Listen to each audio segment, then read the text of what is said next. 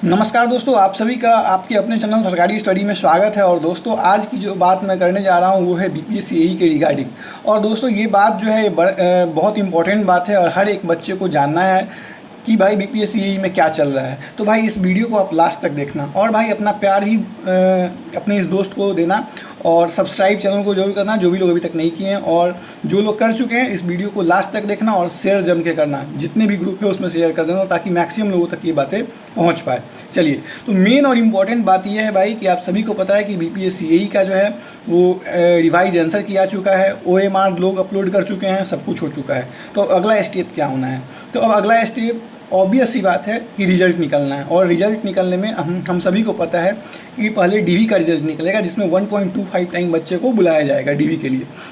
तो अब क्या हो गया है ना, एक बच्चों में होड़ सा हो गया है कि भाई क्या कट ऑफ जाएगा, क्या कट ऑफ जाएगा। लेकिन भाई मैं यही बोल रहा हूँ कि कट ऑफ की बातें अभी आप लोग छोड़ दीजिए और अभी सब प्रोटेस्ट पे ध्यान लगाइए कि 25% रूल को जो है वो हटाया जाए। 25% का जो रूल है अब एक्चुअली में बिहार के सभी एग्ज़ामों में थोप दिया गया है। और इसका जो है आप देख सकते हैं बीएसएससी सीजीएल या बीएसएससी सीजीएल इंटरमीडिएट या इवन जो है एईडीओ जो भी एग्ज़ाम है सब में 25% का वेटेज दे दिया गया है बिहार सरकार के द्वारा संविदा कर्मियों को। तो भाई अब जो है अब अपनी आवाज़ बुलंद करने का एक बहुत बड़ा सुनहरा मौका है, क्योंकि इससे पहले लड़ाई में केवल आप अकेले थे। अब लड़ाई जो है वो सामूहिक बन चुकी है। अब लड़ाई जो है हर एक बच्चों के लिए अनिवार्य हो चुका है, क्योंकि हर एक बच्चों पे जो है सरकार ने अपना शिकंजा कस दिया, जो भी फ्रेशर हैं जिनके पास एक्सपीरियंस नहीं है। तो इसलिए एक बहुत बड़ा प्रोटेस्ट का आयोजन किया मीन्स होने वाला है। और ऐसा सुनने में आ रहा है कि 6 अक्टूबर को प्रोटेस्ट का जो है वो दिन फाइनलाइज हुआ है। तो भाई जो भी लोग मुझे सुन रहे हैं या जो भी लोग मुझे बाद में मीन्स करने का जो भी लोग इस वीडियो को देख रहे हैं वो लोग जो है वो 6 अक्टूबर के प्रोटेस्ट में ज़रूर पार्टिसिपेट करना। क्योंकि अगर आप अब नहीं आते हो तो भाई समझो आप अपनी हक की लड़ाई नहीं लड़ रहे हो और आपकी हक की लड़ाई कोई दूसरा नहीं लड़ सकता है भाई। और इस बार पहले क्या हो रहा था कि संख्या कम रही थी, लेकिन ये एक पहला प्रोटेस्ट होगा 25% के खिलाफ, जहाँ पे कि एक बहुत मीन्स बल्क नंबर में बड़ी संख्या में जो है बच्चे पहुँचने वाले हैं। क्योंकि पहली बार टेक्निकल और नॉन टेक्निकल बच्चे साथ मिलके इस लड़ाई को लड़ेंगे। और आप सभी को पता है भाई कि 25% का हटना कितना ज़रूरी है। अगर 25% हट जाता है तो एक बहुत बड़ा दरवाज़ा खुल जाएगा फ्रेशर के लिए बिहार सरकार में असिस्टेंट इंजीनियर बनने का। और जो भी नॉन टेक्निकल वाले स्टूडेंट हैं उनसे भी मैं अपील करता हूँ कि भाई नॉन टेक्निकल वाले बच्चे भी ज़रूर आएँ और सपोर्ट करें। और मुझे पता है कि नॉन टेक्निकल वाले बच्चे आएंगे, और मैं इसलिए नॉन टेक्निकल वालों के लिए भी ये बोल रहा हूँ क्योंकि ये दर्द जो है आप पहली बार झेलने वाले हो। और जो इंजीनियरिंग के बच्चे हैं ये दर्द लगातार झेल रहे हैं और उनको पता है कि भाई कितना ज़्यादा जो है वो 25 मार्क्स का बोल के 25% में कन्वर्ट कर दिया जाता है। और वो 25% जो है कब 133 मार्क्स बन जाएगा, कब 200 मार्क्स बन जाएगा, वो पता भी नहीं चलेगा। एक्चुअली बहुत सारे लोग जो हैं वो तो इस बात को लेके कंफ्यूज रहते हैं कि भाई 25 मार्क्स है या 25% है या फिर वो 125 मार्क्स है या फिर 133 मार्क्स है या फिर 200 मार्क्स है। बहुत बड़ा कन्फ्यूजन है। इवन जो अभी इंजीनियरिंग के स्टूडेंट हैं वो भी हर एक बच्चे क्लियर नहीं है भाई। अभी भी आप पूछोगे समझोगे, अगर थोड़ा गहराई में जाओगे तो पता चलेगा एक्चुअली में 133 मार्क्स से भी ज़्यादा का स्कैम है। ये एक बहुत बड़ा स्कैम है जो कि बिहार सरकार के द्वारा जो है फैलाया गया है। बिहार सरकार के द्वारा किया गया आज तक के एजुकेशन इतिहास का मीन्स जो भी प्रतियोगिता भर्ती के लिए जो परीक्षा होती है, जो भी सरकारी नौकरी के लिए जो परीक्षा होती है, उसका सबसे बड़ा घोटाला है ये। 25% वेटेज जो बिहार सरकार के द्वारा अभी दिया गया है संविदा कर्मियों को, यह सबसे बड़ा जो है वो घोटाला है बिहार का। अगर बोला जाए बच्चों के साथ जो घोटाला किया गया है उसमें ये सबसे बड़ा घोटाला है। लोग चारा घोटाला की बात करते हैं, लोग बहुत सारे अन्य घोटालाओं की बात करते हैं, लेकिन मैं आप लोगों को दावे से कह सकता हूं कि बच्चों के साथ जो फ्रेशर कैंडिडेट है उनके साथ इससे बड़ा घोटाला नहीं किया सकता था।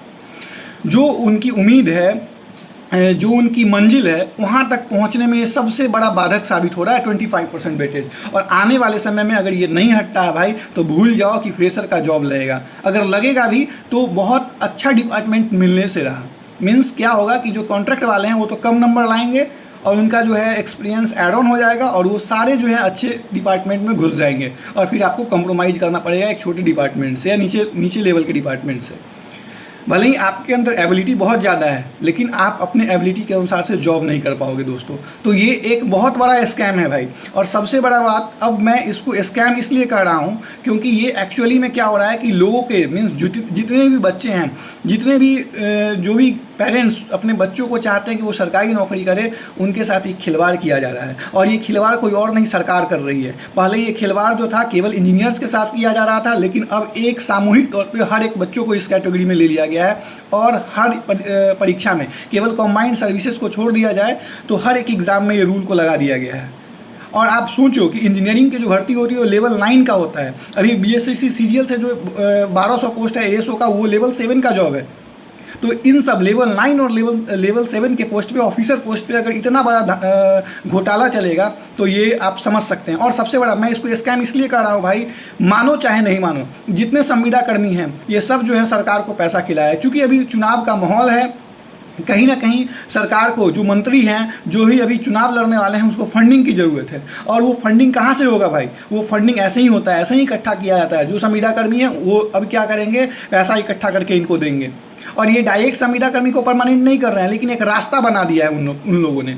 और ये बहुत स्मूथ रास्ता बना दिया गया। इस प्रकार से समझो कि एक तरफ 100 किलोमीटर जाना है, आपको पूरा 100 किलोमीटर तय करना पड़ रहा है, उन लोगों को 50 किलोमीटर 60 किलोमीटर तय करा के उन लोगों को सेलेक्ट कर लिया जा रहा है। तो इतना बड़ा धांधली है भाई।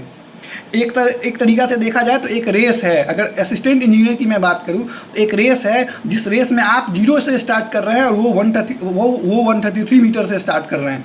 तो समझो 133 मीटर पहले उनको खड़ा कर दिया जा रहा है। तो ये बहुत बड़ा स्कैम है भाई, ये बहुत बड़ा स्कैम है। और मैं आप लोगों से रिक्वेस्ट करता हूँ भाई कि इस वीडियो को आप लोग मीन्स हर एक ग्रुप में पहुँचाओ, ताकि बच्चों को पता लगे कि हाँ भाई प्रोटेस्ट क्यों ज़रूरी है।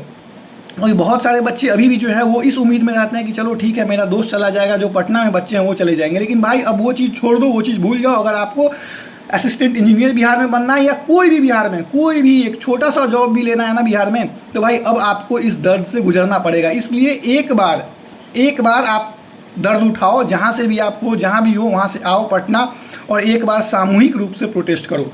क्योंकि अब की बार अगर आप प्रोटेस्ट नहीं कर पाए, अगर आप अब की बार स्ट्रेंथ नहीं दिखा पाए, तो जीवन में कभी भी आप दोबारा प्रोटेस्ट नहीं कर पाओगे। क्यों? क्योंकि अभी लोहा गर्म है, और गर्म लोहे पे ही हथौड़ा मारना चाहिए। अगर गर्म लोहे पे आप हथौड़ा नहीं मारोगे तो फिर बाद में कुछ नहीं होने वाला है भाई। अभी चुनाव का माहौल है, और पहले केवल इसमें टेक्निकल बच्चे थे, केवल पहले जो थे वो अभियंता बनने की जो ख्वाहिश देख रहे हैं वैसे बच्चे थे। लेकिन अब जो है वो हर एक नॉन टेक्निकल बच्चे पे नियम लागू थोप दिया गया है। और ये नियम किसी और के द्वारा नहीं, सरकार के द्वारा थोपा गया, और जीएडी के द्वारा थोपा गया है भाई। और मैं इसलिए सरकार को इसमें समेटता हूँ, क्योंकि जो अगर सरकार नहीं चाहेगी तो एक पत्ता भी नहीं हिल सकता है। ऐसा तो बिल्कुल भी नहीं है कि जीएडी अपने मन से, सारा जो है वो नीतीश सरकार का किया कराया है। और मैं आपको बोल सकता हूँ कि जो है सरकार जो है वो संविदा कर्मियों को अपना दामाद समझ रही है। इसलिए इतना नियम, इतना रूल उनके फेवर में बनाया जा रहा है। और जो फ्रेशर कैंडिडेट है उसको गवर्नमेंट सोचती है इनको जॉब लगे नहीं लगे कोई बात नहीं है, फिर से कभी संविदा कर्मी वाला वैकेंसी निकाल देंगे, उसमें फिर ये मुँह उठा के आ जाएंगे। तो भाई अभी जो है वो लड़ाई लड़ना है अपने आप को। 6 तारीख को, और 6 तारीख को जो प्रोटेस्ट है, कल एक VC हुआ था, उसमें मैं था, उसमें मुझे ऐसे सुनने में आया कि 6 तारीख को प्रोटेस्ट का आयोजन किया जाएगा। अगर 6 तारीख को किया जाता है तो जम के आप लोग आइए, या फिर जब भी किया जाता है। लेकिन हाँ, मैं जो भी लोग प्रोटेस्ट कर रहे हैं कोर मेंबर में, उनसे भी मैं अपील करना चाहूँगा कि एटलीस्ट 1 हफ्ता पहले आप इन्फॉर्म कर दीजिए कि प्रोटेस्ट कब होना है। क्योंकि बच्चे बहुत दूर से आएंगे, हो सकता है कि बिहार में भी बहुत सारे बच्चे जो हैं, सबका एक प्लानिंग होता है, तो आप पहले से प्लान कर लेंगे कि हाँ भाई हमको 6 तारीख को जाना है। और सबसे बड़ी बात, इस बार शायद सुनने में आ रहा है कि प्रोटेस्ट को कुछ बड़े बड़े टीचर भी लीड करें, क्योंकि अब बात नॉन टेक्निकल पे आ गई है। और आप सभी को पता है कि टेक्निकल तक तो बच्चे, टीचर जो थे वो सोए हुए थे। न टेक्निकल के लिए कोई खान सर आए, न ही कोई रोशन सर आते हैं, न ही कोई भी सर नहीं आते हैं। जो भी मीन्स एटलीस्ट आप सभी को पता है कि खान सर जो है वो AE-JEE का तैयारी करा रहे हैं। उनके चैनल के माध्यम से AE-JEE का प्रिपरेशन हो रहा है खान ग्लोबल स्टडी पे। लेकिन उन लोगों ने भी आवाज़ नहीं उठाया।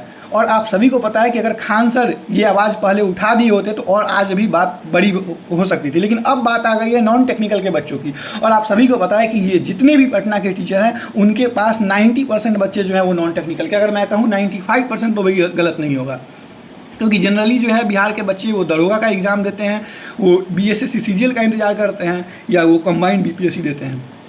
तो आप समझ सकते हो, अब लड़ाई बड़ी हो गई और अब अभियंता अकेले नहीं रह गए, इंजीनियर अकेले नहीं रह गए इस सबसे बड़े स्कैम में। दोस्तों समझना, मैं बार बार बोल रहा हूँ, ये शिक्षा का सबसे बड़ा घोटाला है। नीतीश सरकार के द्वारा किया गया ये शिक्षा के क्षेत्र में सबसे बड़ा घोटाला है। नीतीश सरकार के द्वारा किया गया बच्चों के साथ ये सबसे बड़ा घोटाला है, जो शायद आज आप नहीं समझ रहे होइएगा, लेकिन आने वाले समय में आपको समझ में आ जाएगा। और वैसे बच्चे जो अभी 10th में हैं, जो अभी 12th में हैं, वो भी इस घोटाले से, अगर ये चीज़, इस चीज़ की लड़ाई अभी नहीं लड़ी गई तो आने वाले समय में वो भी इस घोटाले से परेशान होंगे और उन पे भी वही अत्याचार होगा। एक तरह से देखा जाए, लोगों को बुरा नहीं मानना चाहिए, लेकिन मैं बहुत फ्रैंकली बोलूँगा, ये एक तरह से देखा जाए तो गुलामी मीन्स हम लोग को गुलामी के कगार पे धकेल दिया गया है। जिस प्रकार से एक वक्त था कि हम लोग अंग्रेज़ों के हाथों गुलाम थे, ठीक आज उसी प्रकार से हर एक बच्चा फील कर रहा है कि हम इस सरकार के हाथों गुलाम हो गए हैं।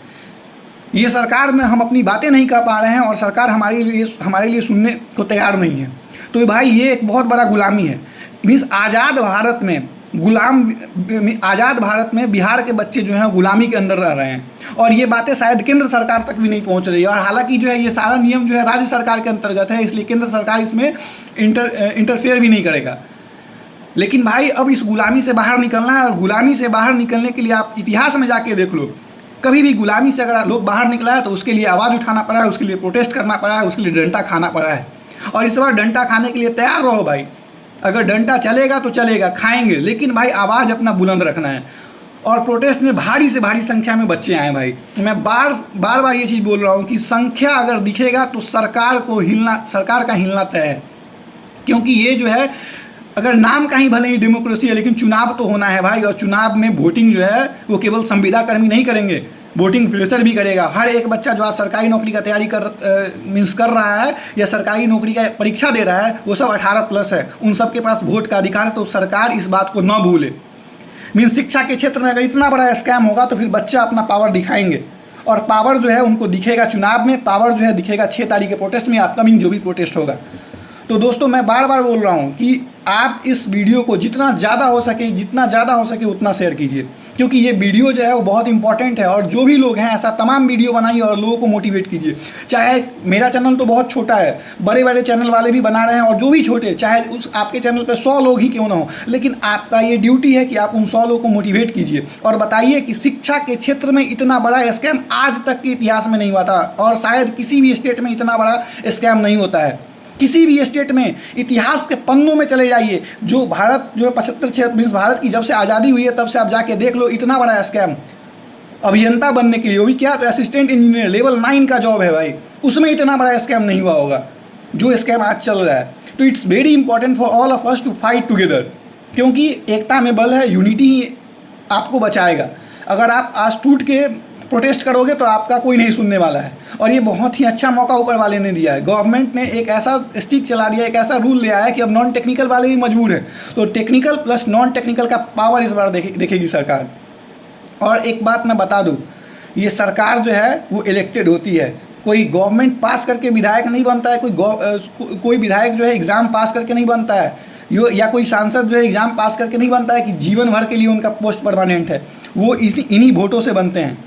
तो वोट का पावर भी दिखाना है। इस बार के प्रोटेस्ट में क्लियर शब्दों में कहना है कि भाई अगर आप इस रूल को नहीं चेंज करते, भाई 25% मीन्स पहले 25 मार्क्स था, उसको 25% में इन लोगों ने कन्वर्ट कर दिया और फिर उस 25% को ये लोग कर देते हैं 100 नंबर में ले आते हैं।